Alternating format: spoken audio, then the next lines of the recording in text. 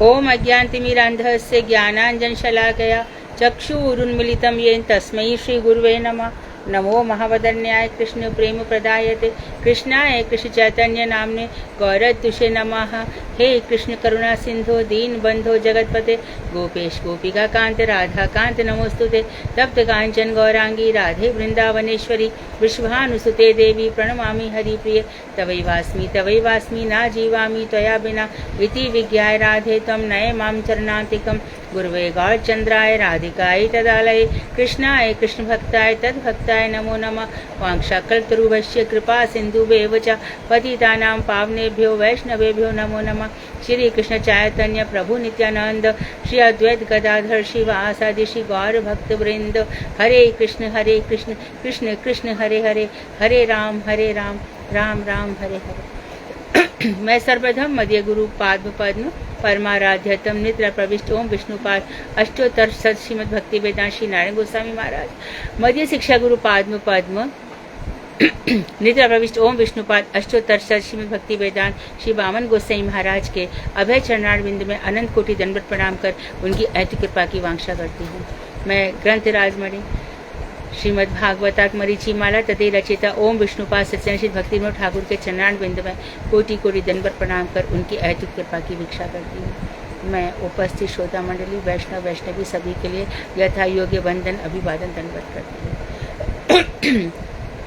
हम श्रीमद् भागवत में जहाँ जहाँ पे भगवान श्री कृष्ण की स्तुतियाँ की गई है, भगवान श्री कृष्ण का वर्णन किया गया है, तो किस तरह से मनु भगवान की स्तुति कर रहे हैं, है ना, और नारद जी ब्रह्मा जी जिसको जो जैसा जिसका अधिकार है उसने अपने अपने अधिकार से भगवान की स्तुतियाँ की है। अभी जो स्तुतियाँ हैं हमारे गौड़ीय गीति गुच्छ में है, बहुत सारी स्तुतियाँ हैं, बहुत सारी स्तुतियाँ मुकुंद माला स्तोत्र में है, बहुत सारी स्तुतियाँ रघुनाथ दास गोस्वामी ने स्तव संग्रह में लिखी है, स्तवामृत लहरी में लिखी है, बहुत सारी स्तुतियाँ हमारी मानसी सेवा कितने ही ग्रंथों में भगवान की स्तुतियाँ लिखी गई हैं। गोपियों की स्तुति जो है वो अलग प्रकार की है, सबसे अलग प्रकार की है। गोपी गीत में वो वर्णन तो सब करती हैं, विषितलाप्याद व्याल राक्षसाद वर्ष मारुताद वैद्युतानलाद, कितने कितने प्रकार से आपने हमारी रक्षा की है। और आप कैसे हो कि ना खलु गोपिका नंदनो भगवान अखिल देही नाम अंतरात्मदर, आप खाली माता यशोदा के ही पुत्र नहीं हो, सबके अंतर्यामी हो। गोपियों ने यहाँ तक भी बात करी है। तो जैसे जैसे जिसको अधिकार रहा उसने भगवान की स्तुति की है।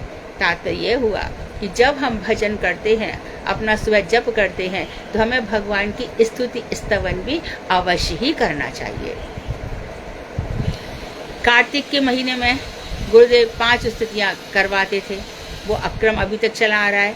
हे देव भवंतम वंदे सुचारु वक्त्र मंडलम और दामोदर अष्टक, उसके बाद राधे जय जय माधव दई थे और मुनिंद्र वृंद बनते थे। इस तरह से ये 5 करवाते ही थे। और फिर उसके बाद अभिषेक वगैरह होता है, तब ब्रह्म संगीता में से स्तुति कराई जाती है। तो ये स्तुतियों में भगवान का खूब वर्णन है। अच्छा, भगवान स्तुति प्रिय है, भगवान को स्तुति अच्छी लगती है। जैसे कि ध्रुव, अब ध्रुव जब 5 महीने बीत गए, 6ठे महीने में सारी पृथ्वी डामाडोल हो गई, प्राण वायु लेना भी मुश्किल हो गया, तब भगवान आए। आकर के जो ध्रुव थे वो अपने हृदय में भगवान को देखा करते थे। अचानक उन्होंने देखा कि मेरे हृदय में से भगवान कहीं चले गए हैं। आंख खोली तो सामने खड़े थे, मंद मंद मुस्कुरा रहे थे। यहाँ पे भगवान चतुर्भुज रूप में आए थे, वंशीधारी नहीं थे, शंख चक्र गदा पद्म थे, नील वर्ण था, पीताम्बर धारण किए हुए थे, अलकावलियां थी और बिल्कुल 13-14 वर्ष के भगवान, हमेशा अधिकांश 16 वर्ष तक की अवस्था का उनका वर्णन आता है। दर्शन कर रहे हैं तो ध्रुव उनके दर्शन को देखते रह गए, एकदम भावुक हो गए। इतना सौंदर्य भी होता है, इतना लावण्य उनके मुखार बिंद से निकल रहा था। लेकिन भगवान ने क्या किया, ये कुछ बोले, ये कुछ कहे, तो भगवान ने जो अपना शंख था ध्रुव के कपोल पर लगा दिया और कपोल से शक्ति संचरित हो गई और ध्रुव की स्तुति करने लगे। जहाँ तक कि प्रहलाद महाराज, कभी भी उनको पता नहीं था अभी तक भी कि नरसिंह भगवान के रूप में भी भगवान आ सकते हैं। लेकिन जब सब देवी देवता ने सबने स्तुति की है और नरसिंह भगवान का क्रोध शांति नहीं हो रहा है, जीभ आगे निकल रही है और होठ के दोनों ओर जीभ चाट रहे हैं, क्रोध को दबाना चाहते हैं। मेरे भक्त को इतना कष्ट सहन नहीं कर पा रहे हैं। तो इस समय लक्ष्मी जी कह रही है कि ध्रुव देख, प्रहलाद देखो, आज से मुझसे भी शांत नहीं हो रहे हैं, तुम ही कुछ जाके कहो। तो जब प्रहलाद ने स्तुति करी है, उसके बाद कहीं पर जाकर के ये थोड़े से शांत हुए हैं। तो भगवान स्तुति प्रिय हैं, भगवान अलंकार प्रिय हैं। उनको जेवर पहना उनको बड़ा अच्छा लगता है, उनको कहीं भी कुछ भी टांग दो। जैसे कि वन में भी जाते हैं भगवान, तो वहाँ पर उनके सखा उनको चित्रकारी कर देते हैं, बेलपत्र पत्रों से उनको सजा देते हैं, और अपने सखा को देख करके वो बड़े प्रसन्न होते हैं। वो वृक्ष, वो फूल, वो सभी बड़े प्रसन्न होते हैं कि हम भगवान श्री कृष्ण की सेवा के काम में आए। श्री कृष्ण सारे जगत वासियों के एक अकेले ही परमात्मा है, जो सारे जगत से जुड़े हुए हैं, पर्सनली भी, व्यक्तिगत रूप से भी, और एज ए होल पूरे समस्त ब्रह्मांडों के अधिपति है। तो जब वो हमसे प्रसन्न होते हैं तब फिर बात ही क्या है। हाँ, उनकी प्रसन्नता बहुत दुर्लभ है, तो उनको प्रसन्नता के लिए स्तुतियां की जाती है। इसी क्रम में अब हम आगे की स्तुति पढ़ रहे हैं। पेज है 66।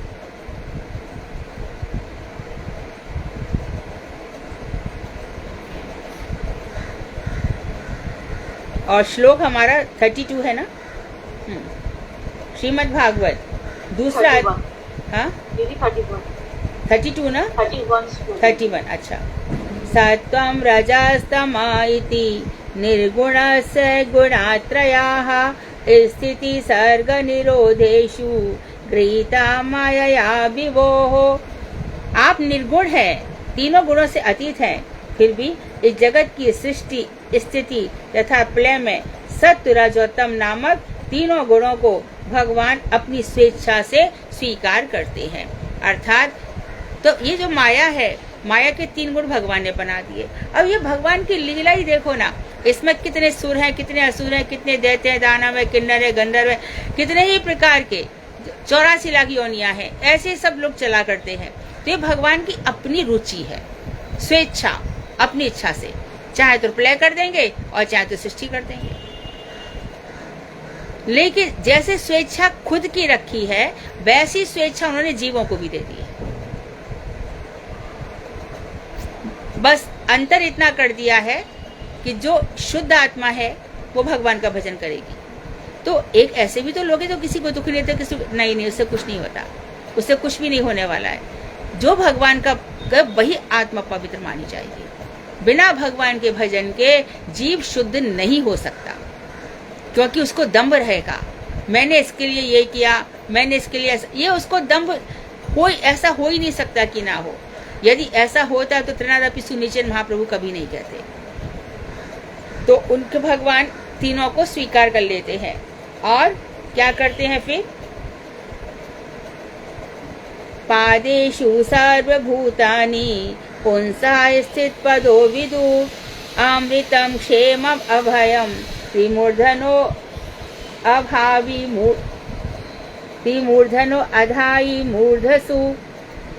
उन स्थिति पद जिनके श्री चरण कमलों में सभी लोगों का पालन होता है, उनको क्या कहा जाता है, स्थिति पद।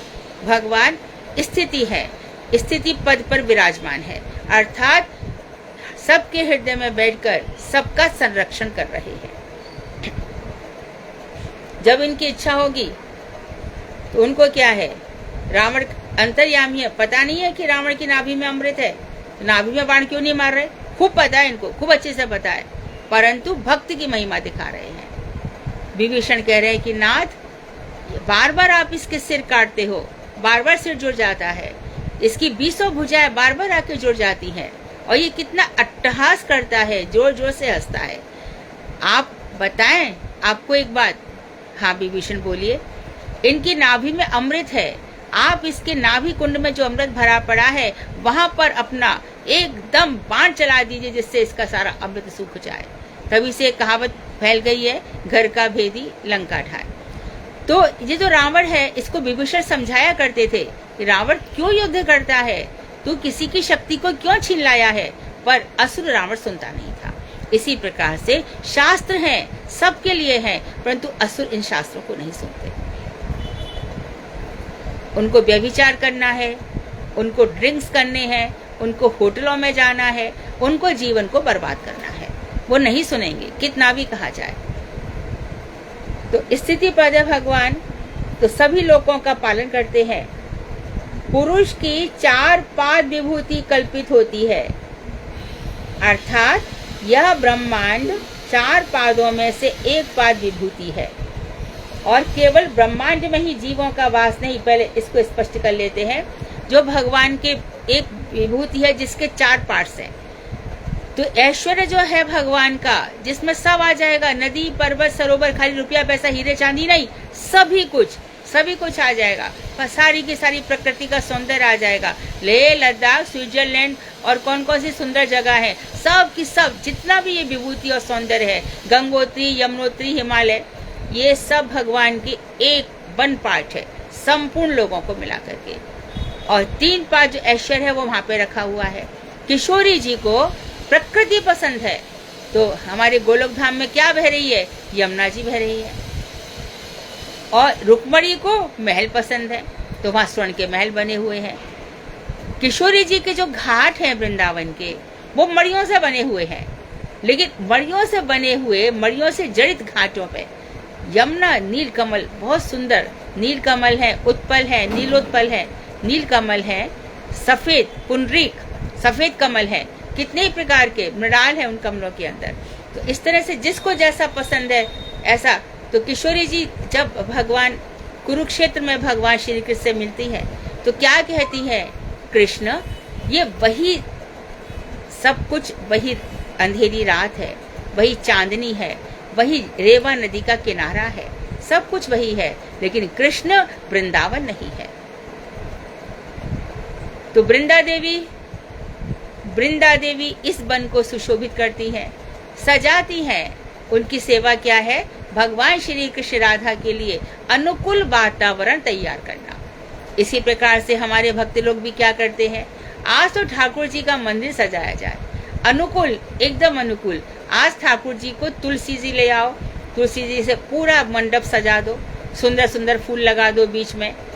जब मन आए, आज चलो आज हमारे घर में बच्चे की या इसकी वर्षगांठ है, ठाकुर जी इस पर कृपा करना, आज हम थोड़ा सजाते हैं आपको। तो इस तरह से भगवान जिसको जैसी रुचि लगती है भगवान वैसा स्थान दे देते हैं। तो पुरुष की 4 पाद विभूति कल्पित होती है। यह ब्रह्मांड 4 पादों में से एक पाद, 1 पार्ट ऐश्वर्य यहाँ पर है। केवल ब्रह्मांड में ही जीवों का वास नहीं बल्कि सभी स्थानों पर होता है। केवल ब्रह्मांड में ही नहीं, मुक्त जीव कहाँ जाएंगे, मुक्त जीव कहाँ है, वो तो ऊपर के लोकों में रह रहे हैं ना, वो वहीं चले जाएंगे, सत्य लोक में चले जाएंगे। बहुत समय तक ब्रह्मा जी के यहाँ पड़े रहते हैं। जब ब्रह्मा जी का प्रलय का समय आता है कि ब्रह्मा की दूर पराट आयु समाप्त हो गई, तो भगवान क्या करते हैं, हम सब जीवों को कारण अर्णव से विष्णु के पास दे देते हैं और कारण अर्णव से विष्णु एक ही निश्वास में सब जीवों को अंदर ले लेते हैं। जीव पड़े रहते हैं वहां पर। उसके बाद फिर भगवान क्या करते हैं, अपनी एक माया, तू संसार कर सकती है। मेरे यहाँ पर जितने पार्षद हैं, बलराम हैं, लक्ष्मी जी हैं, पार्वती हैं, ये जो सब बड़ी बड़ी देवियां हैं, ये सब काम में इन लोगों का मन नहीं लगता। तो इसलिए भगवान ने क्या कहा, अजा, मैं भी अजन्मा हूँ, तू मेरे साथ ही रहती है, परंतु तेरी सर्विस है संसार की सृष्टि करना। तो आप मुझसे क्यों करवाते हो, ये जो जीव पड़े हैं इनको कर्मों का भोग भोगने दो, ये क्या करेंगे ऐसे पड़े हुए। तो सूर्य से जैसे किरणें निकले बिना रह नहीं सकती, उसी प्रकार भगवान की एक तटस्थ शक्ति है, उससे जीव इसी प्रकार से निकलते रहते हैं। अब कोई ये पूछ ले कि क्या नए जीव भी निकलते हैं, सब जीव निकल चुके हैं, ऐसा कभी नहीं था जब तू नहीं था, सब जीव निकले हैं, परंतु कोई प्रकट अवस्था में है, कोई अप्रकट अवस्था में है, कोई अभी मैनिफेस्ट चल रहा है उसका, और कोई जीव ना जाने किस लोक में पड़ा हुआ है। हम उसकी याद कर करके रोते रहते, उसने नई दुनिया बसा ली है, नया संसार बसा लिया है, नए लोगों में जाके फंस गया है, कोई योनि में चला गया है, हो सकता है शेर बन गया हो, वन में रह रहा हो। अब कौन जाने किसका क्या होगा, ये तो वही जाने, क्योंकि उन्होंने तो कह रखा है, कर्मण्यवाधिकारस्ते मां फलेषु कदाचन। कर्म कर, फल तो तू कुछ भी कर, फल तो मेरे हाथ में है। तो सभी स्थानों पर होता है।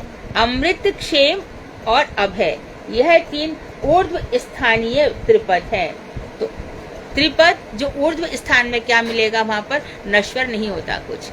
जीव का शरीर यहाँ नष्ट हो जाता है, जैसे से ऊपर चला जाएगा। लोमस ऋषि का तो एक कल्प में एक बाल गिरता है, इतने ऊंचे पद पर चले जाते हैं। तो वहां पर अमृत है, क्षेम सबका कल्याण है, और अभय, वहां पर कोई भयभीत नहीं होता। भय सब यहाँ पर है। किस चीज का भय है? मृत्यु का, शरीर हो जाएगा, मेरे बाद मेरे बच्चे क्या करेंगे, दूसरा भय। तीसरा भय, ये धन है, इसका क्या होगा, चौथा, मेरी बीमारी हो जाएगी, तब इस धन का क्या होगा, पांचवा, मेरे बच्चे नहीं हैं, विदेश में रहते हैं, अथवा और कोई बात है तो इस मकान का क्या होगा, सातवां, मैं तो इतने प्यार से ठाकुर जी को लाई थी, इनका क्या होगा, आठवां, मैंने कितना संग्रह किया था, मेरा लॉकर है, ये सब है, इसका क्या होगा। इन सब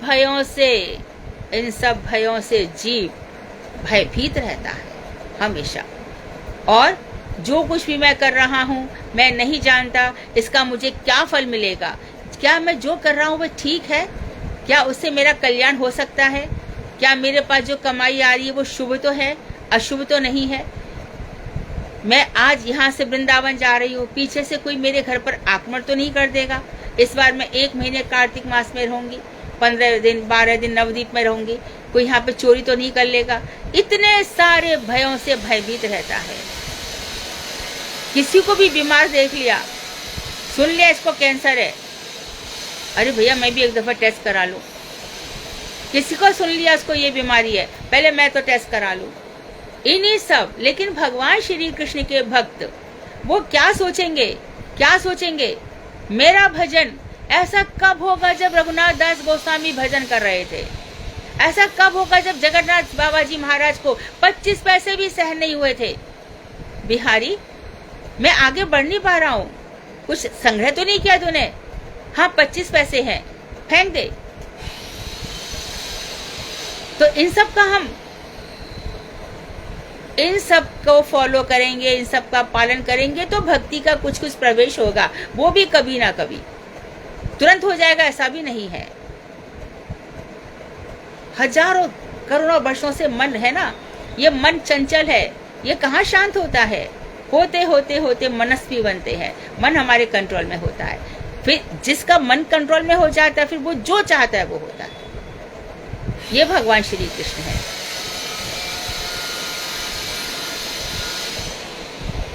तो भगवान ब्रह्मांड में सभी स्थान, अमृत, उसके बाद बताएं 3 ऊर्ध्व स्थानीय है, यानी कि भू भुवा, इसके ऊपर और चले जाओ, जन तब सत्यलोक में है। और इसे यही त्रिपाद विभूति भी कही जाती है। अशोक, अभय, अमृत, क्षेम, यहाँ कल्याण ही कल्याण है। अशोक, कोई शोक नहीं होता। क्या शोक नहीं होता? कल ही तो लड़की की शादी हुई है और 2 दिन में उसका पति मर गया, इससे बड़ा दुख क्या होगा। यदि लड़की भक्त होगी तो सोचेगी कि प्रपंच के लिए एक बार ऐसा हो गया, कोई ये नहीं कहेगा कि मैं कुमारी हूँ, मैं विवाहित हूँ, अब तो बस श्री कृष्ण ही मेरे पति है, और ज्यादा साहस के साथ वो जीवन जिएगी। जब हम हर प्रकार से कृष्ण से कनेक्टेड हो जाते हैं, तब कोई शोक नहीं रहता, कोई भय नहीं रहता। और क्या भय होता है? कितने दिनों बाद, 10 साल बाद उसको तो बालक हुआ, जुड़वा बच्चे हुए, दोनों ही चले गए। हाँ बेचारी माँ। वैसे संसार में सबसे दयनीय प्राणी माँ ही है।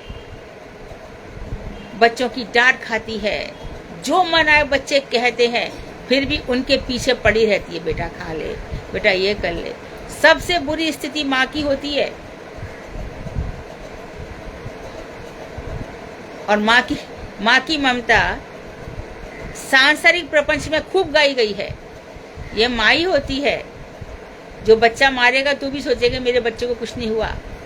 लेकिन भक्ति मार्ग में ऐसा सब नहीं है।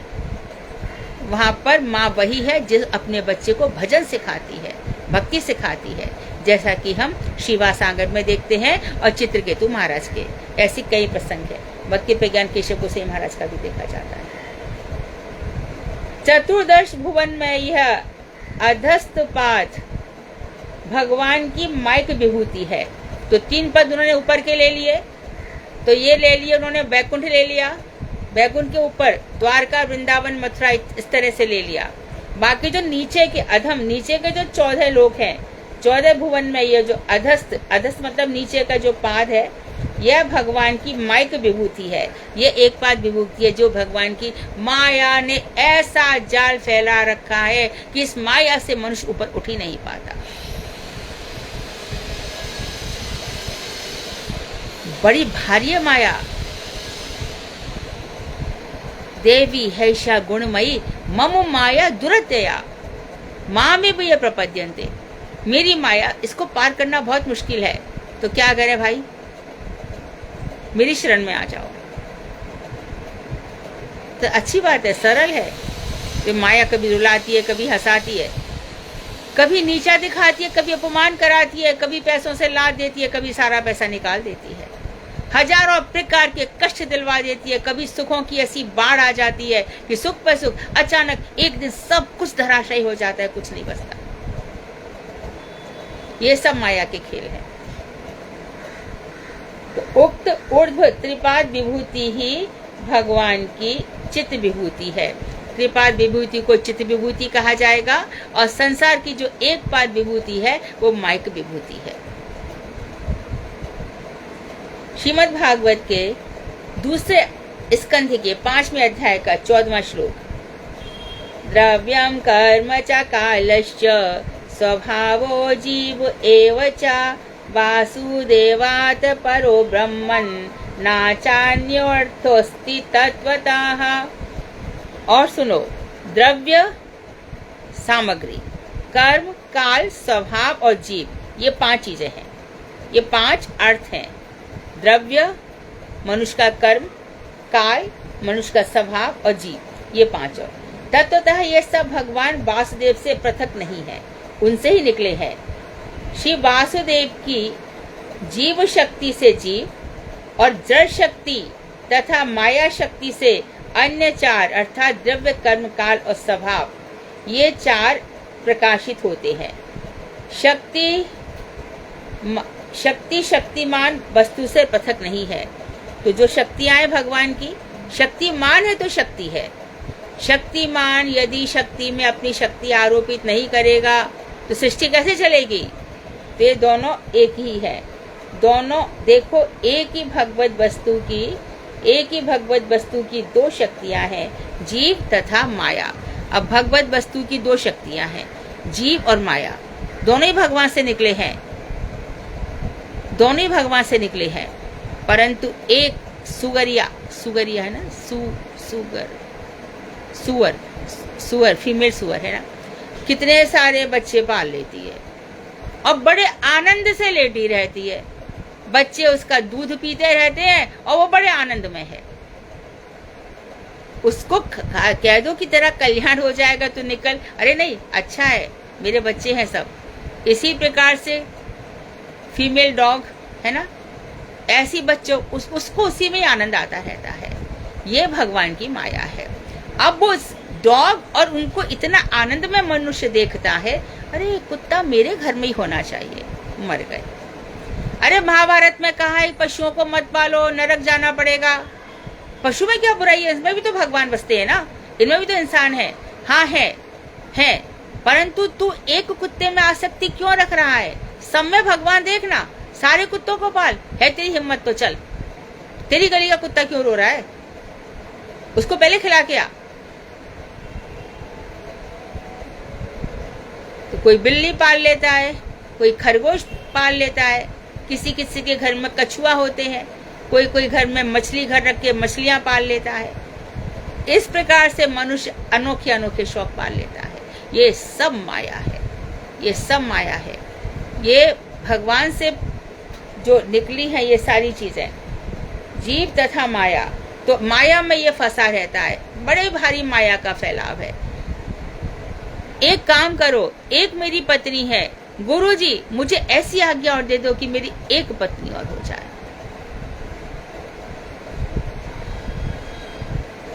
भैया तू तो बड़ा लकी है, तू मुस्लिम है, तेरे को चार शादी करने का है, हमारे यहाँ तो बड़ा भैया है। तो ये सब जो है माया है, ये शरीर से है, भगवान से इसका कोई ले। ये माया में जितना फंसेगा उतनी आसक्ति बढ़ेगी और दोष बढ़ेंगे। आसक्ति बहुत बुरी चीज है भाई, कितना भी कुपुत्र क्यों ना हो, मोह छूटता है क्या उससे? मालूम पड़ गया है वो घर का ही सामान चुरा के ले जा रहा है, चोरी करके होटलों में जा रहा है, सब पता चल गया है, फिर भी मोह छूटा क्या? मैं कितने उदाहरण दे सकती हूँ। अपने ही चोर बच्चे को सीने से लगा के रखते हैं। क्या सुधारा आपने? भक्ति कर रहे हो और एक बच्चा नहीं सुधारा जाता। ये सब क्या है? माया। ऐसी माया सिर पे चढ़ के रहती है, कभी किसी की बहन, कभी किसी का भाई, कभी किसी की माँ, कभी पति पत्नी। ये से चलाएंगे बस ही चल जाओगे। उठा के रख दो सारे शास्त्रों को ताक पर, क्यों पढ़ रहे हो फिर? जैसा भगवान ने कहा है वैसा जियो। और देखो, जिस दिन तुम लोग शास्त्र के अनुसार जिए, तुम लोग लाइट पिलर बन जाओगे, प्रकाश स्तंभ। सारी दुनिया तुम्हें फॉलो करेगी।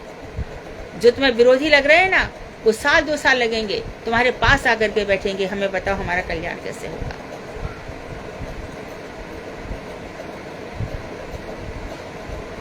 श्रीमद् भागवत में श्री सूत जी प्रथम स्कंद के 11वें अध्याय में शौनक आदि ऋषियों से कहते हैं कि देखो, तमयम मन्यते लोको ह्यसक्तमपि संगिनम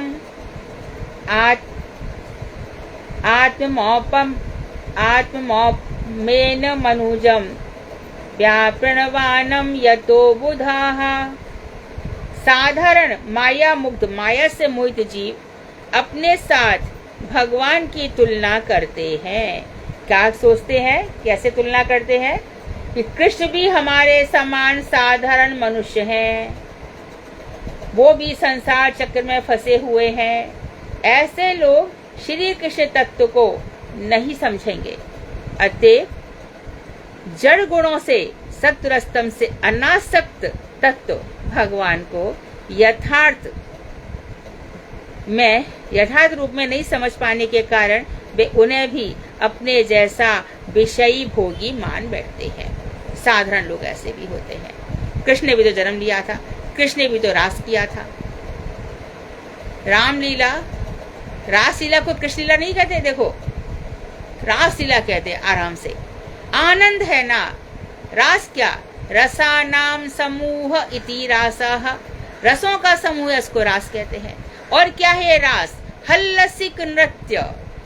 हल्लसिक, हा आधा ला ली, हल्लसिक, हल्लसिक नृत्य है ये। अर्थात इसमें उत्साह रहता है, जोश रहता है, प्रेम रहता है। प्रेम की धारा दोनों तरफ बहती है भाई, नायक की ओर से भी, नायिकाओं की ओर से। ये वन साइडेड लव नहीं है, ये दोनों ही तरफ से आ रहा है। भगवान श्री कृष्ण जब रास करते हैं तो ऐसा कहते हैं कि जितनी गोपियां थी उतने कृष्ण हो गए।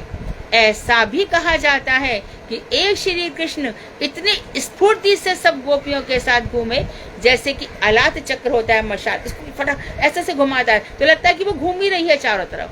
या हम कभी कोई लाइट देखते हैं तो ऐसा लगता है यहाँ जली, यहाँ जली, यहाँ जली, ये रुकती कहाँ है, ऐसे फटाफट चल रही है। विशेष भगवान श्री कृष्ण का भी देखा जाता है। तो भगवान श्री कृष्ण हलसिक नृत्य करते हैं, आनंदमय करते हैं। तो ये लोग नहीं जानते कि भगवान श्री कृष्ण जो रास है वो क्या है, ना उनको चीरहरण लीला समझ में आती है। उनको समझ में ही नहीं आएगा कि भगवान साइमल्टेनियसली देवकी के यहाँ प्रकट होते हैं और यशोदा जी के यहाँ जन्मते हैं। उनको कैसे समझ में आएगा कि 7 वर्ष के बालक ने गोवर्धन पर्वत उठा लिया? ये कैसे समझेंगे कि 11-12 वर्ष का बालक मथुरा में जाकर के 64 दिन में 64 विद्याएं प्राप्त कर लेता है? इनकी समझ में कुछ नहीं आएगा। तो ऐसे लोगों को क्या कहा गया है? ये विषयी है और भगवान को भी विषयी मान लेते हैं। जैसे कि रास के तुरंत बाद कृष्ण आया, परीक्षित ने कहा पर दारा, दूसरे की दारा का भगवान ने कैसे स्पर्श किया? भगवान बोले बाद में समझाऊंगा, पहले थोड़ी बातें और सुन ले। दरअसल भगवान श्री, जैसे कि हम दशम स्कंद में थोड़ा समय लगा रहे हैं, क्यों लगा रहे हैं? कि दशम स्कंद से पहले हम समझ लें। परीक्षित को सीधा दशम स्कंद को नहीं समझाया, परीक्षित को बताएगा कि पहले समझ भीष्म पितामह कौन थे, जो तेरे दादा परदादा थे, उनको समझ। तू समझ नारद जी कौन थे, तू समझ जब तेरे कृष्ण यहाँ से चले गए तब तेरे दादाजी अर्जुन और भीष्म पितामह पे, युधिष्ठिर पे क्या क्या बीती समझ। समझ विदुर जी और गांधारी और धृतराष्ट्र का क्या हुआ, समझ, इस सब बात को समझ ले। समझ में आ गई, ये सब मर गए जी गए, अब दूसरा स्कंद समझ ले। भगवान श्री कृष्ण ने ये सब किया है, इतना बता दिया, उनका ईश्वरत्व दिखा दिया। तीसरे सर्ग में आते आते उन्होंने कपिल और देवहूति संवाद से सब की सब बता दिया, कैसे जन्म होता है, कैसे विसर्ग होता है, कैसे जरायुज, अंडर, स्वेद, उद्भिद इत्यादि। फिर चौथे स्कंद में आकर के भक्त प्रारंभ करे। चल ध्रुव से सुन ले, ध्रुव ने कैसे किया। उस समय में भी ऐसी माता थी, सौतेली माता। उस समय अभी सौतन आती ऐसा नहीं है, पहले भी तो थी ना। क्या कह दिया उसने, सुनीति ने, तू अपने पिता की गोद में चढ़ना चाहता है तो मेरी कोख से जन्म ले, अर्थात तू यहाँ पे रही मत, तेरा यहाँ कोई अस्तित्व नहीं है, भाग जाए यहाँ से।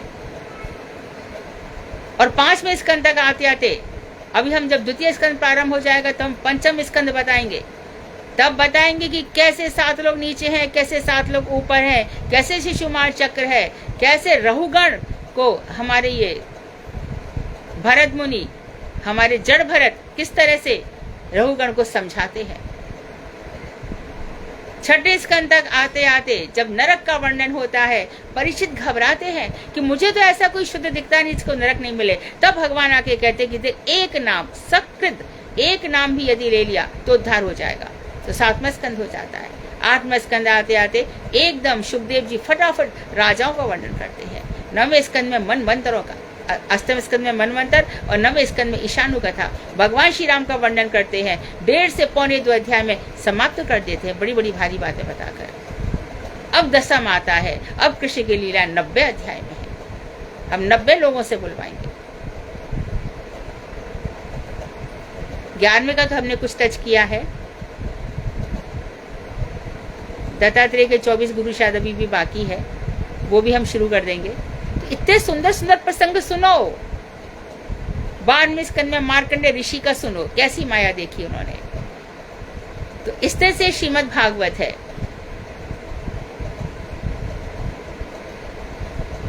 तो भगवान जड़ गुणों से अनासक्त रहते हैं और उनको यथार्थ रूप से लोग जो नहीं समझ पाते वे उनको विषय ही मानते हैं। आगे कहा जा रहा है, एतादीशानमीशस्य प्रकृतिस्थोऽपि तद्गुणैः नायुज्यते सदात्मस्थैर् यथा बुद्धि तदाश्रया। जीव ईश्वर के अधीन है तथा ईश्वर है श्री कृष्ण। साफ बता दिया भाई, ईश्वर श्री कृष्ण है। व्यास जी ने सबका वर्णन किया, राम का किया, मत्स्य का किया, कुर्म का किया, वराजी का किया, बुद्ध का किया, कली देवता का किया, कल की अवतार, परशुराम जी का भी किया। परंतु क्या कह दिया, ईश्वर मात्र श्री कृष्ण ही है। और क्या कहा, ईश्वरता क्या है। ईश्वर की ईश्वरता यह है कि प्रकृतिस्थ, प्रकृति में स्थित अर्थात प्राकृत जगत में प्रवेश करके भी वे प्राकृत गुण सुख दुख मान अपमान हानि लाभ में लिप्त नहीं होते। ये सब तो चलते ही रहते हैं। शिशुपाल दे ले गाली, गिन 100 गाली दे ले, मैं तेरे को रोक ही नहीं रहा हूँ। कह, बोलना, मैं गंवार हूँ कह दे, मैं अनपढ़ हूँ कह दे, मैं चोर हूँ कह दे, मैं लवार हूँ कह दे, मैं स्त्री लंपट हूँ कह, खूब कह, जो मन में आए। मैं वनवासी हूँ, मुझे सदाचार नहीं आते, मैं चुरा चुरा के खाता हूँ, कह जितना कह। 100 गालियां जब दे दी, बोले हो गया काम पूरा, चल भाग जाओ यहाँ से। तो ईश्वर की ईश्वरता, भगवान प्राकृत जगत में प्रवेश करके भी वे प्राकृत गुणों सुख दुख लाभ हानि मान अपमान से भगवान प्रभावित नहीं होते। अग्र पूजा कृष्ण की होगी, सबसे पहले पूजा यज्ञ में कृष्ण की होगी। तैयारियां हो गई, सब कुछ हो गया। राष्ट्र यज्ञ की तैयारी पढ़ना भागवत में, सुधा किसी को टॉपिक दे सकती हो। राष्ट्र यज्ञ की तैयारियां हो गई, सब हो गया, लेकिन दशम स्कंद की कथा है। तो भगवान श्री कृष्ण की प्रथम पूजा होती है। और भगवान कहते मुझे भी सेवा दो, तो भगवान रथ के घोड़ों की तो सेवा करते ही है, साथ ही साथ जितने भी लोगों ने वहां पर खाया उनकी पत्तलें भी उठाते हैं।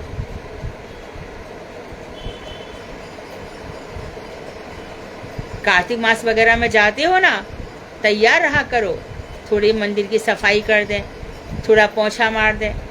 जैसे जगन्नाथपुरी में जाएंगे लोग, है ना, अभी तो वहां पर प्रवेश नहीं करने देते, बिल्कुल सख्ती कर दी है, मार्जन मंदिर में घुसने भी नहीं देते। लेकिन पहले महाप्रभु के समय अभी तक एक एक खंबा चमकाया जाता था। अपने घर में भी जहाँ ठाकुर जी रहते हैं वहां पर इत्र लगाओ, साफ सुथरा रखो। तो भगवान इन सब गुणों से लिप्त नहीं होते, क्योंकि वे स्वयं सर्वदा आत्मस्थ अर्थात प्रकृतिस्थ नहीं है, अर्थात अपनी योग माया द्वारा प्रकटित सच्चिदानंद स्वरूप में सर्वदा अवस्थित रहते हैं। सत हमेशा रहते हैं, चित हमेशा परम चेतनावान रहते हैं और आनंद स्वरूप रहते हैं। भगवान श्री कृष्ण का आश्रय ग्रहण करने वाली जीव बुद्धि भी तद्रूप हो जाती है, अर्थात वो रह तो रही है संसार में, परंतु उनकी बुद्धि भी चिदानंदमयी कैसी हो जाती है, सच्चिदानंदमयी। स्वामी महाराज 3 बार हार्ट अटैक हुआ, क्या बिगाड़ लिया हार्ट अटैक ने? खूब प्रचार करके आए, खूब धूम मचा के आए, खूब सब जगह हरि नाम की धूम मचा करके आ गए। हमारे गुरुदेव नारायण गोसाई महाराज जानती नहीं है क्या दिन है क्या रात है, अथक परिश्रम करते चले जाते हैं, वो कभी थकते ही नहीं है। तो यहाँ पे रह रहे संसार में, लेकिन लिप्त नहीं होते। महाराज जी से पूछा गया, महाराज जी आपके इतने सारे शिष्य हैं, आपको कोई प्रिय है? महाराज जी बोले, जैसे भगवान को कोई प्रिय नहीं होता, इसी प्रकार मुझे भी कोई प्रिय नहीं है। महाराज जी छुपा गए। लेकिन जैसे कि भगवान को, भक्त वत्सल भगवान को अपने भक्त प्रिय हैं, ऐसे गुरु जी को भी वो प्रिय है जो गुरु जी की हर आज्ञा का पालन करते हैं, उनकी मनोभिष्ट सेवा करते हैं, सदाचार का जीवन जीते हैं। वैष्णव सदाचार में यदि जीवन नहीं जिया, आप वैष्णव होकर के वैष्णव आचरण का पालन नहीं कर रहे, तो जीना बेकार है। तो भगवान किसी भी प्राकृतिक गुण से लिप्त नहीं होते, ना किसी के सौंदर्य से, ना किसी के धन से। अरे सुन, आज हनुमान जयंती है, मेरे को तू आज मैंने बहुत साल भर से पैसा जोड़ा है, आज मैं 1000 रुपए का सवा मनी भोग लगाऊंगा। क्यों? हनुमान जी खुश हो जाएंगे। क्या खुशी चाहिए तेरे को? अरे मेरी अच्छी नौकरी लग जाएगी, मेरा अच्छा, वही सब। तो ये जो प्रकृति के गुणों के अधीन होकर जो भगवान पर ये सब चढ़ाया जाता है, भगवान उससे कभी संतुष्ट नहीं होते, कभी नहीं होते। कहाँ पे लिखा है ऐसा कि पैसे दे दो तो भगवान प्रसन्न हो जाएंगे? कोई भी शास्त्र में किधर लिखा है? ये मनगढ़ंत बुद्धि कहाँ से आ गई?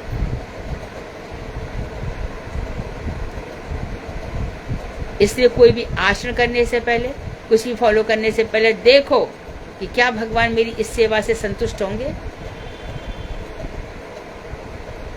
वैष्णव सेवा सर्वदा सर्वकालिक करनी चाहिए, इसी से ही भक्ति बढ़ेगी। दूसरा कोई साधन नहीं है भक्ति बढ़ने का।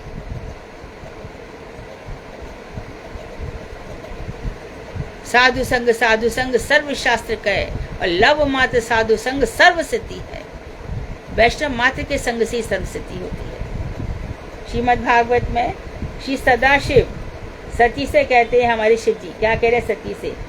सत्यम विशुद्धम वसुदेव शब्दितम यदि ते तत् पुमान पावृताः सत्वे च तस्मिन् भगवान वासुदेवो यदक्षो अदोक्षजो में मनसा विधीयते। विशुद्ध सत्य का नाम वसुदेव है, यानी कि ये वाला सत्य नहीं, माया वाला, उससे परे जो विशुद्ध सत्य है, उत्साह है, जोश है जिसमें, एकदम भक्ति परक, उसका नाम वसुदेव है। और जो अप्राकृत पुरुष, प्रकृति से परे पुरुष हैं, उस विशुद्ध सत्य में प्रकाशित होते हैं। तो भगवान कब प्रकट होंगे? जब विशुद्ध हृदय हो जाएगा। देवकी और वसुदेव का हृदय भगवान का चिंतन करते करते और भी पूर्व जन्मों में तो ये तुम प्रश्नी थी, तुम सुतपा थे, तब भी तुमने ये वरदान मांगा था। क्या वरदान मांगा था?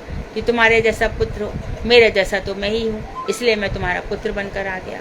उधर द्रोण और धरा बन गए थे यशोदा जी और नंद बाबा, तो उस समय उनकी भी इच्छाओं की भगवान ने पूर्ति की।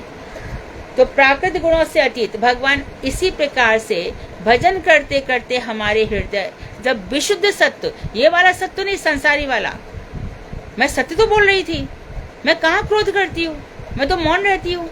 अरे आजकल तो मैं किसी को फोन भी नहीं करती, मैं किसी से, ये सब माया है, माया, पूरी माया, अहम दंभ और कुछ भी नहीं है।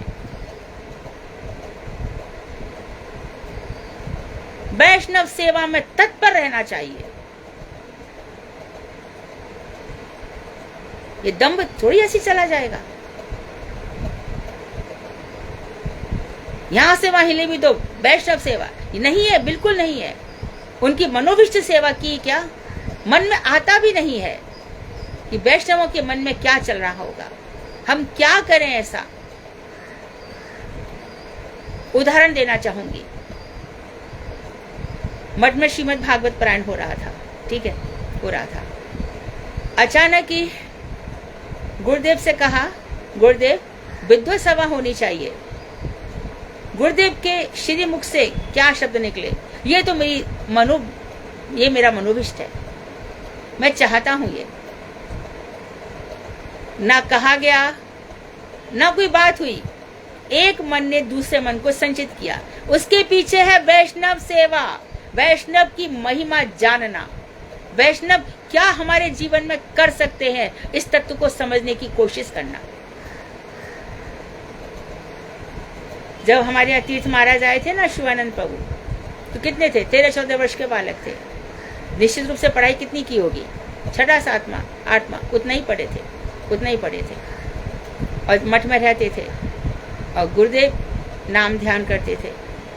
तीर्थ महाराज का कुछ ऐसा था, जैसा कि उन्होंने मुझे बताया, कि मैं जब घर से निकला तो मुझे ऐसा लगा कि गौरांग महाप्रभु नित्यानंद ठाकुर दो ज्योति मेरे सामने से चल रही है। और मैं जब घर में उठा तो माँ दरवाजा बंद करके ताला मार के सोई थी। बंगाल में ऐसा ही होता होगा। तो मुझे समझ में नहीं आया, माँ चाबी तकिए के नीचे रखकर सोती थी। तो मैंने क्या किया, एक बड़ी सी कैंची उठाई, उससे ताला खोला और खुल गया। और मैं चलते चलते चलते नवद्वीप पहुंच गया। और वहाँ पर बाण गोसाई महाराज ऐसे चक्कर लगा रहे थे, क्योंकि आ गया तू, मैं तुझे बुला रहा था, ऐसा उन्होंने मुझे बताया। अच्छा, यहाँ से आकर वो गए भी नहीं, उनके माता पिता ने बुलाया भी नहीं, वो रह गए। नवद्वीप मठ में रहे 4-5 वर्ष बाद, फिर बाद में गुरुदेव के साथ यहाँ पर आ गए। उन गुरुदेव के साथ उस समय माधव महाराज, वन महाराज और ये प्रेमानंद प्रभु और शिवानंद प्रभु, तीर्थ महाराज, ये चारों आ गए, गुरु जी के साथ आ गए। उमा दीदी भी पहले जहाँ पे त्रिविक्रम गोसाई महाराज रहते थे, चुचूड़ा, वहाँ रहती थी। बाद में दीदी भी मथुरा आ गई गुरु जी की कथाओं से प्रभावित होकर। तो महाराज जी 3 लाख नाम जप करते थे, वो तो सब जानते थे। तो कभी कभी गुरुदेव सुबह 1:30-2 बजे उठ करके अपना स्नान इत्यादि करने के बाद 9 बजे तक, उसके बाद 9 बजे वो कलेवा करते थे। तो एक दिन काफ़ी देर तक गुरुदेव नाम करते रहे। और जैसे उन्होंने आंखें खोली तो तीर्थ महाराज ये बात मुझे बता रहे हैं कि मैं एकदम उनके सामने था। ऐसे उठे और उन्होंने मेरे मस्तक पर हाथ रख दिया। लेकिन उसी दिन के बाद से मुझे सारे शास्त्र याद होने लगे।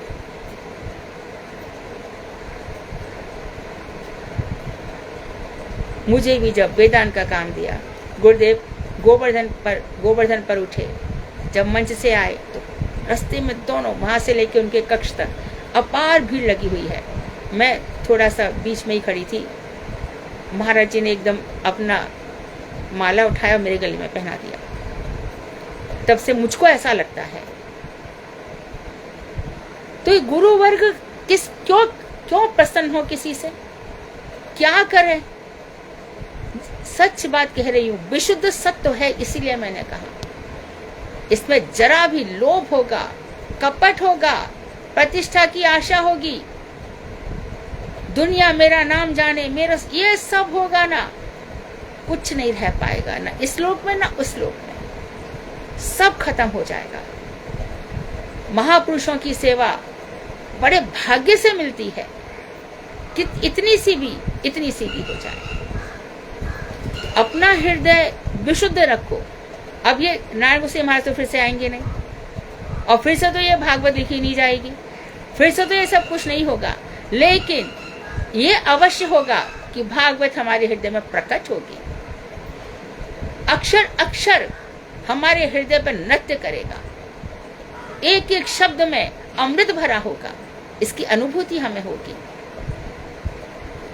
जो श्रीमद् भागवत से एकाकार हो जाता है उसका फिर पुनर्जन्म नहीं होता।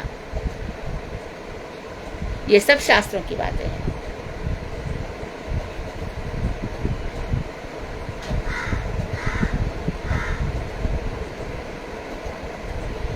आगे कह रहे हैं, हाँ ये विशुद्ध सत्य हो गया। और भगवान वासुदेव हैं। अदोक्षज इंद्रियातीत भगवान वासुदेव को मैं अपने मन के द्वारा प्रणाम करता हूँ। मन के द्वारा, अदोक्षजो में मन सा विधीयते, अपने मन के द्वारा। तो ऊपर से प्रणाम नहीं होगा। किसी ने कहा अरे जब प्रणाम कर दे, बेटी जा कर दे, बेटा जा कर दे, हो गया प्रणाम। तत्व ज्ञान सिखाया कभी बैठ करके? देख तू ये शरीर नहीं है, तू आत्मा है, इन स्थितियों से प्रभावित मत हो, ये धन धान्य सब ऊपर की वस्तुएं हैं, इनके लिए क्यों इतना पागल हो रहा है? जो तेरे भाग्य में कहीं से भी आएगा, घबराता क्यों है? ये सब सिखाते हो क्या? कोई भी स्थिति हो, याद रख फूल कांटों में ही खिलते हैं। परिस्थितियों से क्यों घबराता है? पांडवों ने कैसा जीवन जिया, दिखाया नहीं क्या? कृष्ण तो हमेशा उनके साथ रहते थे। भक्त पर कष्ट आ जाए, अरे आप पर इतने कष्ट क्यों आते हैं? आपकी भक्ति कैसी है ये? तू अपनी बुद्धि से अनुमान करेगा कि किसी की ऐसी भक्ति है, या किसी के साथ भगवान ने क्या किया है? कहां से पता लगा, कहां से तेरी इतनी बुद्धि आ गई? क्योंकि आज तेरे को 4 पैसे दे दिए इसके लिए क्या? ऐसा कभी नहीं सोचना है। वहां पे कृपा होगी तो सुदामा पे भी होगी। हमारे श्रुतदेव बहुलाश्व एक राजा है और एकदम एक अकिंचन है, दोनों पे साक्षात कृपा है ठाकुर जी की। इसलिए हम क्यों कहते हैं आप बच्चों को ठीक से भागवत सिखाते नहीं हो, ये सब बातें क्यों नहीं बताते उनको? जैसा वो कहते हैं वैसा करोगे तो तुमने क्या उनसे सीखा? तुमने क्या सिखाया उनको? शाश्वत धारा है, सनातन धारा है। मॉडर्न बातें थोड़ी सीखनी है। मॉडर्न क्या? फैशन जो हमें नीचे गिरा देता है। नाखून बढ़ा लिया फैशन हो गया, बाल कटा लिया फैशन हो गया, बड़ों को उल्टा आंसर दे दिया फैशन हो गया। उठा के 2-4 रख दो सीधा। ये सब सिखाओ तो तुम्हारा जन्म देना भी सार्थक हुआ। जो ना होत जग जन्म भरत को, तासु धर्म धुनि धरण धरत को। भरत का जन्म नहीं हुआ होता तो धर्म की धुनि को कौन धारण करता? 100 बार जन्म एक लाल की माई, जिसने जना भरत सा भाई। कोख कब सौभाग्यवान होती है? जब ऐसा वैष्णव सदाचार से संपन्न बच्चे को जन्म दिया जाए, अथवा किसी को बनाया जाए जो हमारे साथ रहता हो। आज का अंतिम श्लोक श्रीमद् भागवत तृतीय स्कंद 15वां अध्याय 14 और 16 में श्री ब्रह्मा देवताओं को ऐश्वर्यमय भगवत धाम के विषय में बतलाते हुए कह रहे हैं। भगवत धाम में बता रहे हैं, बसंती यत्र पुरुषा सर्वे वैकुंठ मूर्तयाः ये निमित्तेन धर्मेणाराधयन् हरिं। वैकुंठ लोक में जितने भी पुरुष हैं सभी वैकुंठ मूर्ति अर्थात चिदाकार सच्चिदानंद देह से युक्त चतुर्भुज हैं। वैकुंठ में जो भी जाएंगे वो सब कैसे हैं? वैकुंठ मूर्ति है, अर्थात उनके अंदर कोई कुंठा नहीं है, विशुद्ध एकदम विशुद्ध आत्माएं हैं सब। और चिदाकार भगवान के जैसे आकार, चित्त वस्तु कौन है? भगवान, उनके जैसी आकार वाले हो जाते हैं, अर्थात सभी वहां पर सच्चित आनंदमय होते हैं। अनिमित्त निमित्त रूप अर्थात निष्काम परम धर्म रूपी भागवत धर्म द्वारा वे नित्य भगवान श्री हरि की आराधना करते हैं। और वहां पर क्या करते हैं? वहां पर अनिमित्त निमित्त रूप, अनिमित्त अर्थात अहेतुक, अहेतुक अनकंडीशनल, और निमित्त रूप अर्थात निष्काम परम धर्म रूपी भगवान भागवत धर्म। तो निमित्त क्या बताया? भागवत धर्म, जो कैसा है? निष्काम, जहाँ कोई कामना नहीं है।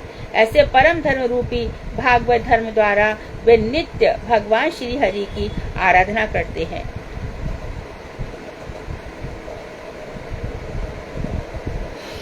एक सेंटेंस और सुनो, एक श्लोक। यत्र चाद्य पुमानास्ते भगवान शब्द गोचराः सत्त्वं विष्टाभ्य विरजम स्वानाम नो मृडयन् वृषाः।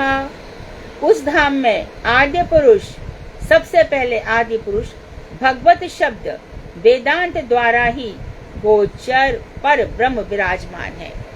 तो देखो, भगवान को जानने के लिए वेदांत तो जानना बहुत जरूरी है। अर्थोयम ब्रह्म सूत्राणाम भारतार्थ विनिर्णयः। वेदांत क्या है? ब्रह्म सूत्र है, और ब्रह्म सूत्र का भाष्य श्रीमद् भागवत है। भागवत को जाने बिना ना भगवान को जान सकते हो, ना भगवान के धाम वैकुंठ धाम को जान सकते हो। तो उस वैकुंठ धाम में आदि पुरुष भगवत शब्द द्वारा ही गोचर होते हैं, अर्थात वो परब्रह्म विराजमान है। जो हम शास्त्र योनित्वात् भगवान शास्त्रों से जाने जाते हैं, तो शास्त्रों से दिखाई देने वाले भगवान का दर्शन और भक्तों का दर्शन चाक्षुष दर्शन नहीं है। इन आंखों से हम देख रहे हैं, इन आंखों से तो हमें भक्तों के बहुत सारे दोष दिखाई देंगे, बहुत दोष दिखाई देंगे। काला है, ठिगना है, मोटा है, छोटा है, अंधा है, कैसे चलता है, लंगड़ा भी चलता है। उपदेशामृत में आया है ना, अष्टावक्र का आया। तो इस प्रकार से हमें अन्य को दोष दिखाई देंगे। ये ऐसे खाता है, आवाज करता है, बहुत जाने ना जाने क्या दिखाई देंगे। कहते हैं कनिष्ठ से कनिष्ठ, कनिष्ठ से कनिष्ठ वैष्णव भी हमारे लिए पूज्य है। तो वहां पर ये सब तो भगवान शब्द, भगवत शब्द किससे जान? भगवत शब्द द्वारा ही गोचर है, अर्थात उनको भगवान कैसे जाने जा सकते हैं? श्रोत दर्शन से, चाक्षुष दर्शन से नहीं, नेत्रों से नहीं, श्रोत सुनने से। पहली श्लोक में आया ना, तत्क्षणात् अवरुध्यते, उसी समय भगवान आकर हृदय में बैठ जाते हैं जब हम किसी रसिक वैष्णव से उनकी कथाएं सुनते हैं। अर्थात अप्राकृत विशुद्ध सत्व प्रकाशित, शब्द रूप प्रकाशित करते हुए अपने भक्तों के पालक के रूप में उनके आनंद की वृद्धि करते हैं। और वैकुंठ में क्या करते हैं? वे विरज, अर्थात जहाँ किसी प्रकार का कलमश नहीं है, विरजा नदी के उस पार अप्राकृत परम शुद्ध परम विशुद्ध सत्व रूप प्रकाश करके भगवान इस रूप को प्रकाशित करके विरजा नदी के उस पार अपने भक्तों के पालक के रूप में उनके आनंद की वृद्धि करते हैं। वांक्षा कल्पतरुवैश्य कृपा सिंधुवेव च पतितानां पावनेभ्यो वैष्णवेभ्यो नमो नमः। कल श्लोक पढ़ेंगे 39।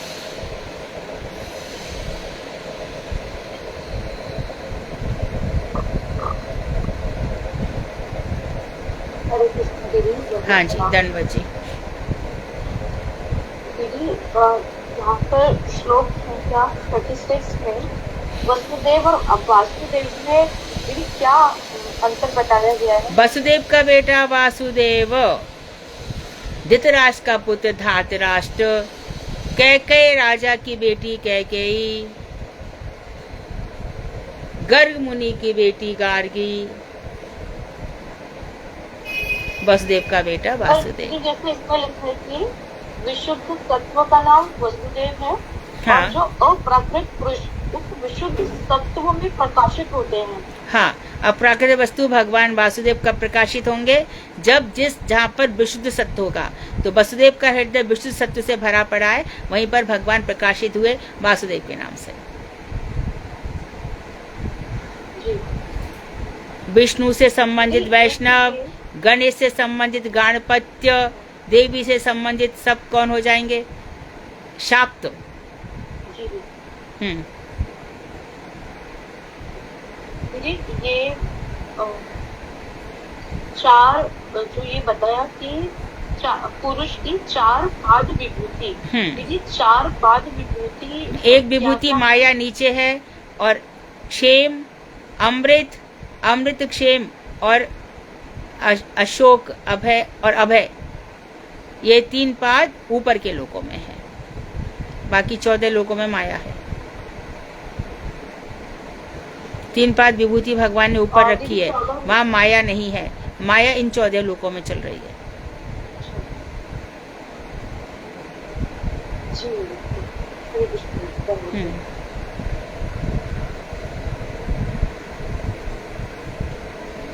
कृष्णा दीदी, दंडवत प्रणाम दीदी। फिर जो हदस पाद है, जो एक पाद विभूति है, उसी को ही माइक विभूति कह दिया ना? हाँ हाँ हाँ, 4 पाद विभूति है। जो माइक विभूति है वो नीचे है, और ऊपर 3 पाद। और त्रिपाद विभूति हुई।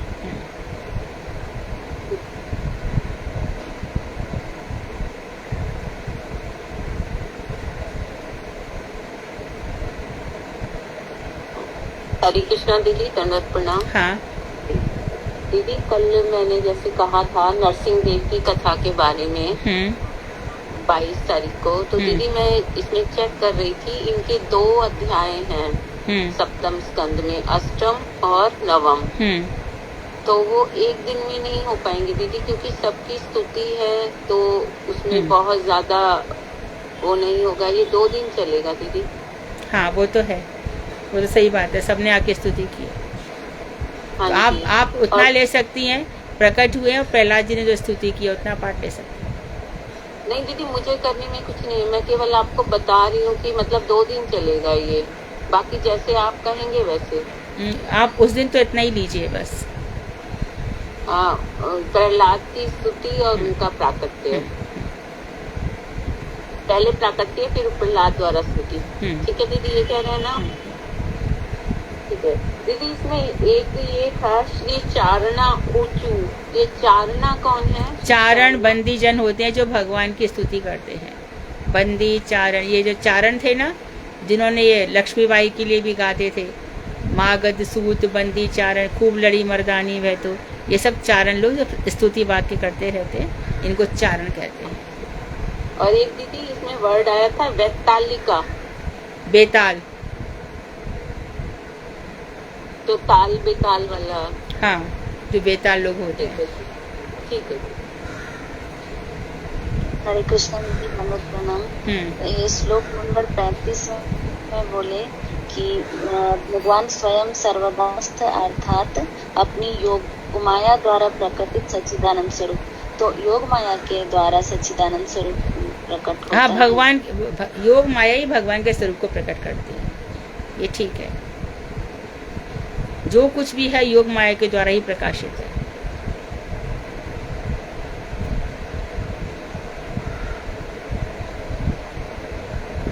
और भगवान का जो कृष्ण स्वरूप है, जो हम लोग बोलते हैं कि उनकी आराधना करना है, वो तो भगवान का अपना स्वरूप है। वो हाँ, तो उनका तो भगवान का अपना स्वरूप होते हुए भी स्वरूप शक्ति उनकी योग माया है, वही स्वरूप शक्ति योग माया ही है। उनकी स्वरूप शक्ति योग माया है। हाँ, योग माया उनसे रास करवाती है, भगवान की इच्छा से चलती है। ये योग माया भगवान की इच्छा के अधीन है, और कभी कभी अपनी इच्छा से भी भगवान को करती है। तो योग माया उनकी पूर्ण स्वरूप शक्ति है, उनका स्वरूप ही है योग माया।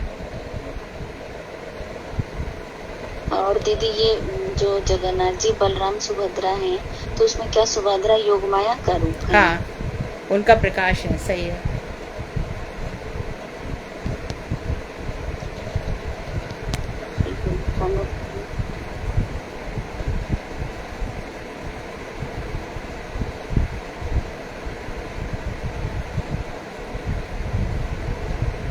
कृष्ण दीदी, दंडवत। हाँ दीदी, अभी जो आप 4 विभूति पाद की बात कर रहे थे ना, वो ठीक हो गया कि जो ये जगत है, ब्रह्मांड है, उसमें भगवान की एक विभूति पाद योर वॉइस इज ब्रेकिंग सुधा। ऐश्वर्य हमको दिखता है, तो सारा ब्रह्मांड ऐश्वर्य भगवान का सिर्फ विभूति का एक हिस्सा हो गया। Your voice is breaking. अब आई मेरी आवाज? हाँ अभी आई,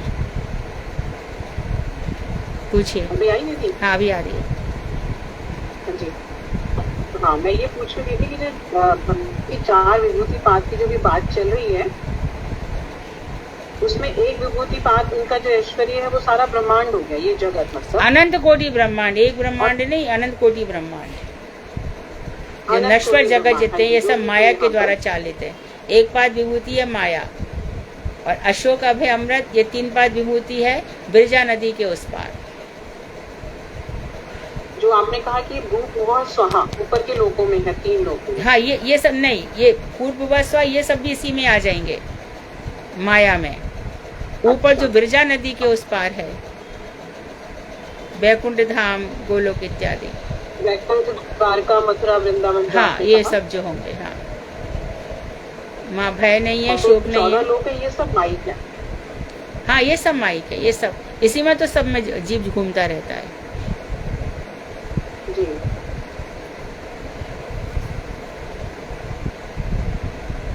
और दीदी जो अगले श्लोक में बताया कि भगवान ये जो बताया 5 अर्थ, द्रव्य, कर्म, काल, स्वभाव, हाँ स्वभाव, और जीव।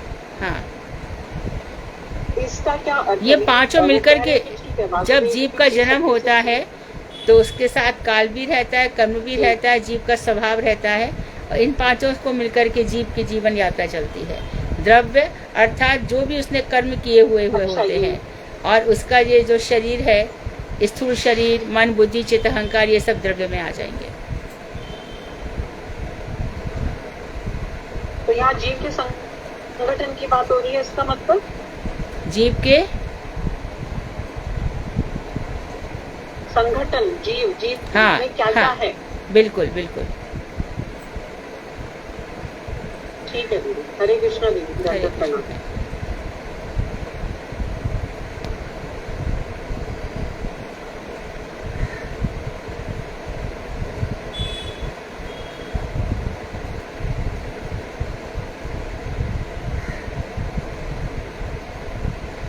और कोई प्रश्न है?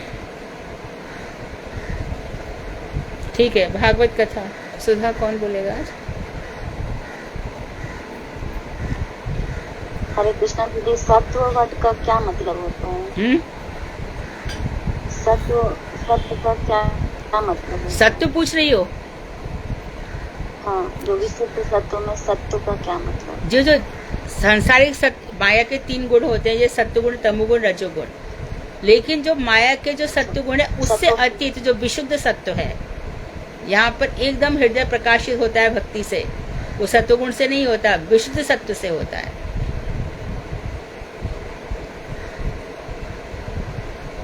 पवित्र, एकदम पावन करने वाला।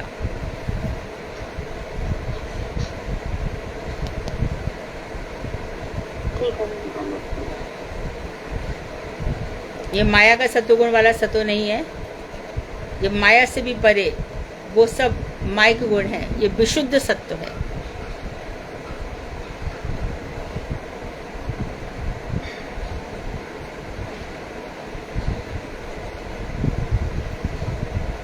दीदी आज राधिका दासी दीदी कथा करेंगी और उनका विषय है मत्स्य अवतार। मत्स्य अवतार आप शुरू करिए, और शुरू में पहले आप स्कंद और अध्याय बताइए प्लीज। शुरू करिए राधिका दीदी। हरे कृष्णा दीदी, दंडवत प्रणाम। धन्यवाद दीदी, अष्टम स्कंद का यह चैप्टर 24 है, भगवान के मत्स्य अवतार की कथा, और पेज नंबर है इसमें 935। गुरुवे गौरचंद्राय राधिकाय तदालय कृष्णाय कृष्ण भक्ताय तद्भक्ताय नमो नमः। नमो ओम विष्णुपादाय गुरु पृष्ठाय भूतले श्री श्रीमद् भक्ति वेदांत माधव इति नामिने साक्षात गुरु सेवाय मूर्ते शब्द ब्राह्मणी प्रचता पतित पावन चरित्राय नारायण प्रियो नमः। समस्त रूपानुपूर्वकों के चरणों में अनंत कोटि दंडवत प्रणाम करते हुए मैं उनकी भक्तों की कृपा की वांछा करती हूँ। तत्पश्चात मेरी शिक्षा गुरु श्रीमती मधु दीदी के चरणों में दंडवत प्रणाम और उनकी कृपा की वांछा करते हुए सभी वैष्णवियों के चरणों में यथायोग्य दंडवत प्रणाम करती हूँ। में राजा परीक्षित सुखदेव गोस्वामी से एक बार पेज नंबर फिर से बताना। पेज नंबर है दीदी 935। राजा परीक्षित सुखदेव गोस्वामी से कहते हैं कि भगवान स्वयं जगत के नियंता हैं और जो उनका जो अद्भुत चरित्र वाले श्री हरि अमायिक हैं, फिर भी उन्होंने मायिक मत्स्य के समान लीला का अभिनय किया। मैं उनके उसी 10 अवतारों में प्रथम अवतार के विषय में सुनना चाहता हूँ। कृपया आप मुझे उनके मंगल चरित्र का हमें सुनाइए। सुखदेव गोस्वामी प्रथम अवतार इसमें मत्स्य अवतार बताया है। जी दीदी, अच्छा भागवतम में लिखा हुआ है दीदी। ठीक है। सुखदेव गोस्वामी कहते हैं कि परीक्षित, भगवान परम स्वतंत्र होकर भी गाय, ब्राह्मण, देवता, साधु पुरुष, वेद, धर्म और अर्थ की रक्षा करने के उद्देश्य से समय समय पर अवतार धारण करते हैं। वे देवता, मनुष्य, त्रिक आदि ऊंचे नीचे प्राणियों में अंतर्यामी रूप में विराजमान रहते हैं, फिर भी उनसे भिन्न रहते हैं और अपने ही स्वरूप में वो नित्य विराजमान रहते हैं।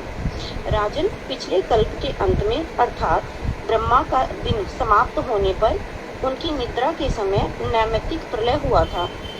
उस समय भूलोक आदि समस्त लोग समुद्र में डूब गए थे। ब्रह्मा जी का दिन समाप्त हो गया और उन्हें नींद आने लगी। शयन करते ही उनके मुख से वेद निकल पड़े। हयग्रीव नामक दैत्य उन वेदों को चुरा कर ले गया। जगदीश्वर भगवान श्री हरि ने हयग्रीव की यह चेष्टा जानकर सप्री मत्स्य का रूप धारण किया। उस कल्प के चाक्षुष मनवंतर में सत्यव्रत नामक एक महान राजर्षि थे जो नारायण परायण थे। वे मात्र जल पीकर तपस्या कर रहे थे। वही सत्यव्रत इस महाकल्प में श्राद्ध देव के नाम से विख्यात हुए। भगवान श्री हरि ने श्राद्ध देव नाम याद रखेंगे सब लोग। श्राद्ध देव नाम से यही सत्यव्रत मुनि ने कौन सा ये लिखा है, दामोदर अष्टक, नमामीश्वरम सच्चिदानंद।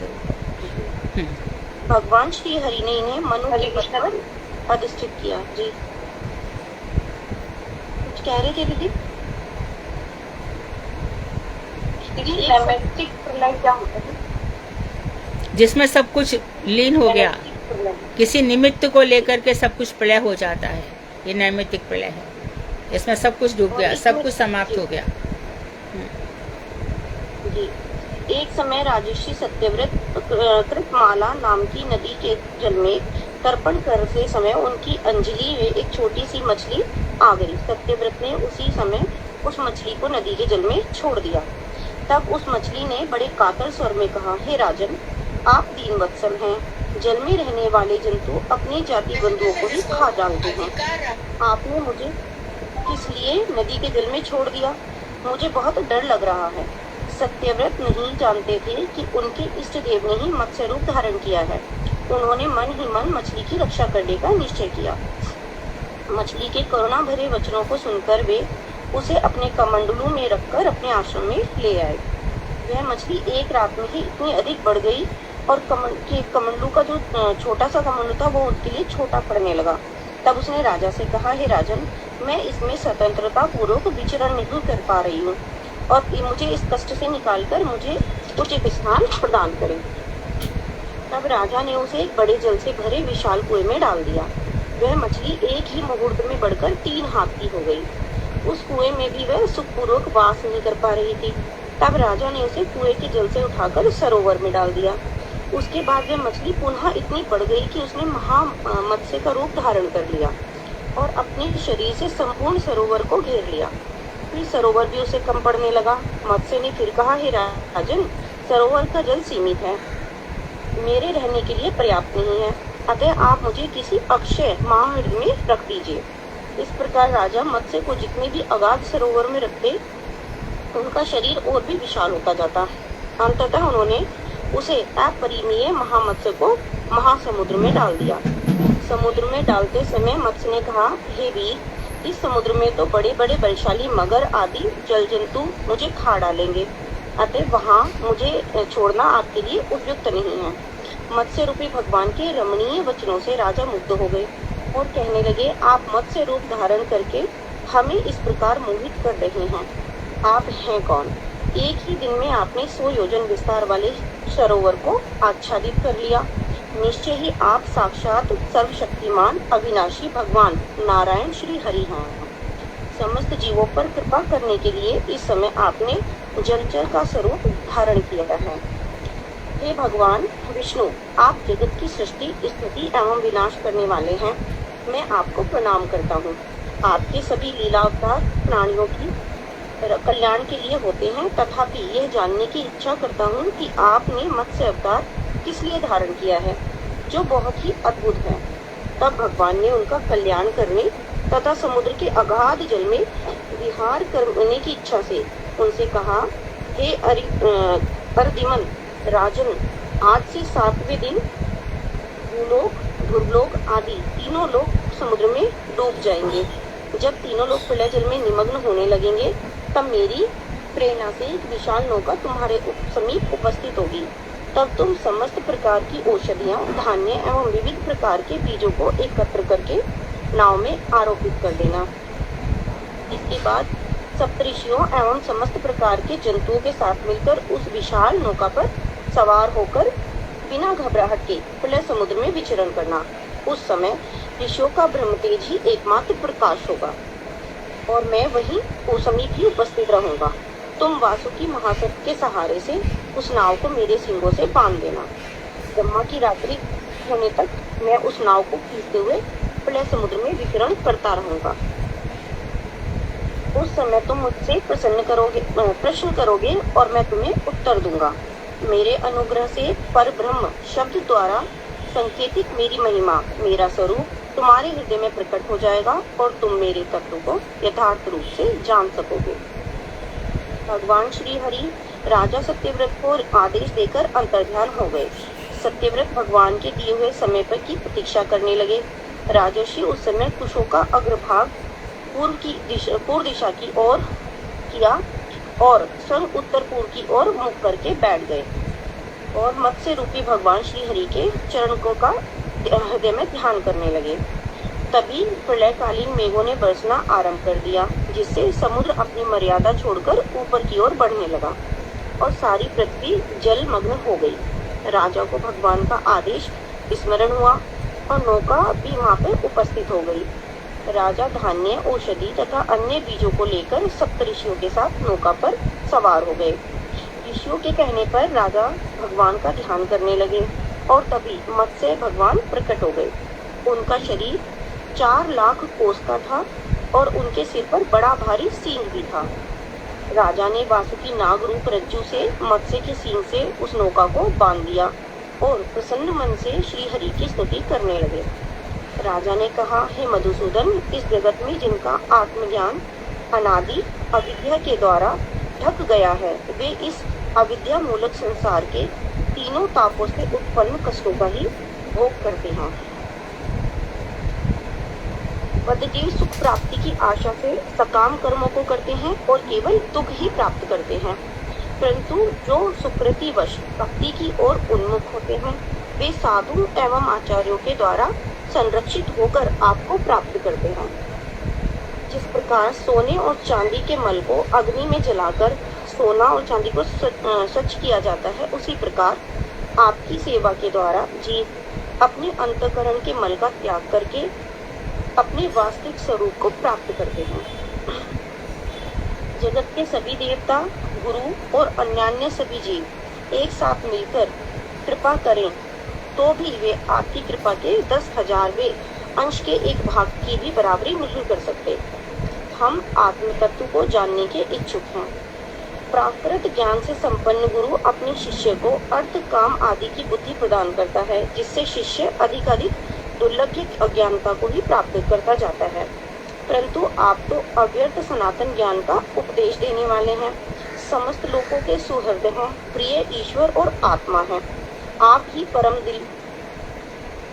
हित का उपदेश करने वाले गुरु, सत्य ज्ञान के प्रवर्तक और कामनाओं की पूर्ति करने वाले अभिष्ट सिद्धि स्वरूप हैं। जिनका चित्त दुर्वासनाओं से ग्रस्त है, वे मूढ़मती हैं। उनके हृदय में विराजमान होने पर भी वो आपको नहीं जान पाते। हे भगवान, आप देवताओं के भी वरेण्य एवं समस्त प्राणियों के नियंता स्वरूप हैं। मैं आत्मज्ञान की प्राप्ति के लिए आपकी शरण में आया हूँ। आप परमार्थ को प्रकाशित करने वाले अपने उपदेशों से मेरे हृदय की ग्रंथि को काट डालिए और अपने धाम वैकुंठ लोक की प्राप्ति का पथ बतलाइए।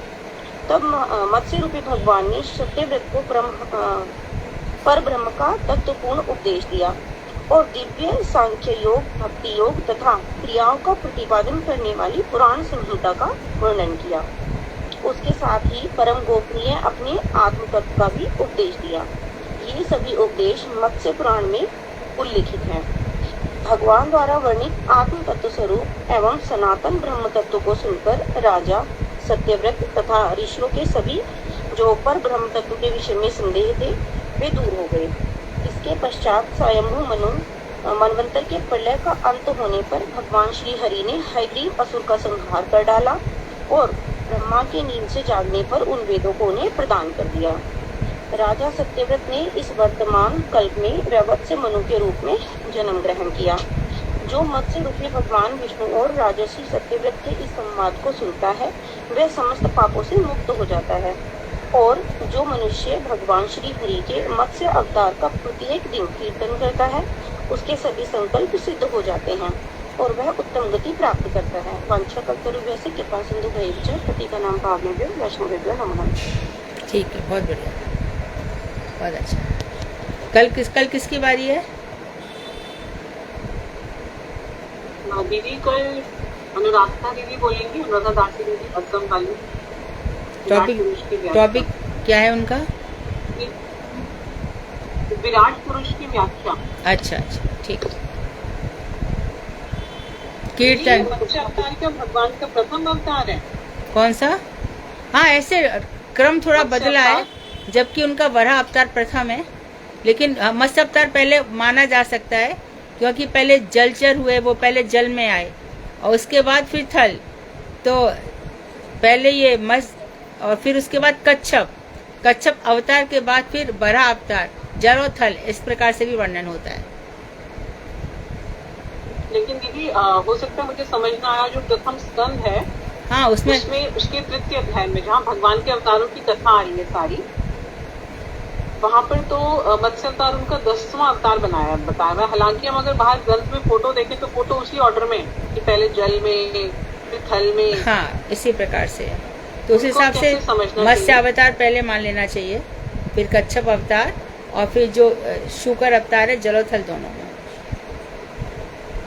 दीदी जो 10 अवतार का भजन है उसमें भी पहले मत्स्य अवतार ही बोला है। मत्स्य अवतार है, राइट। हाँ जी, फिर पूर्व प्रलय पयोधि जले मानसी वेदम, केशव धृत मीन शरीर।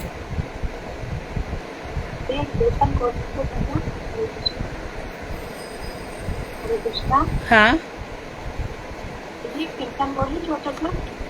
कल तुमने ही तो गाया था। हाँ, कल अनुराधा ने गाया था। दीदी शालू का वो है, शालू दीदी का बर्थडे है दीदी, इनको अच्छा, बोल दो दीदी। ठीक है शालू, तुम्हारे ऊपर भगवान कृपा करें, तुमको भक्ति हो। हरे कृष्ण दीदी का प्रणाम सभी को। ठीक है, हरे कृष्ण दीदी कितना गाओ शालू।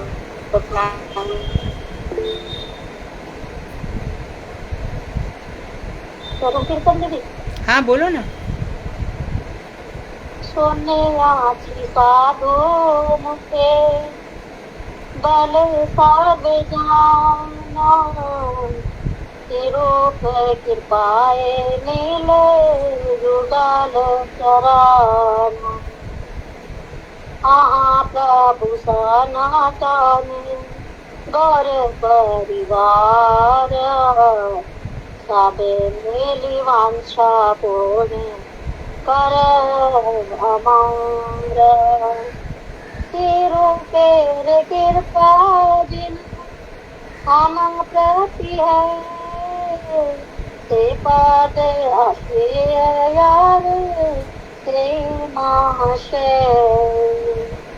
प्रभु लोक नाते कबे संगे लैया जावे, हीरो पेर प्राद पदने मारे सामर पे दे हेली की हाय दे मारी नरम साकी गाने अनुदात नारो सामे करी दे सकाने सोना नाची सातु मुके भले कर जाना शिरों पे कृपाए मिले युगाल शरण जय नरोत्तमा जय नरोत्तमा नरोत्तमा जय नरोत्तमा।